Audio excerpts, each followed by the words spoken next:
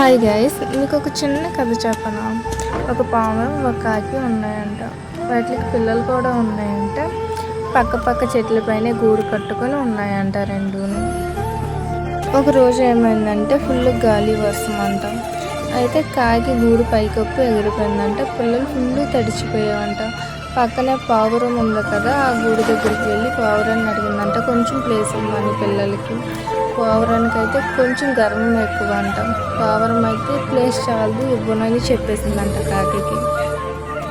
అయితే same situation పావురానికి వచ్చిందంట.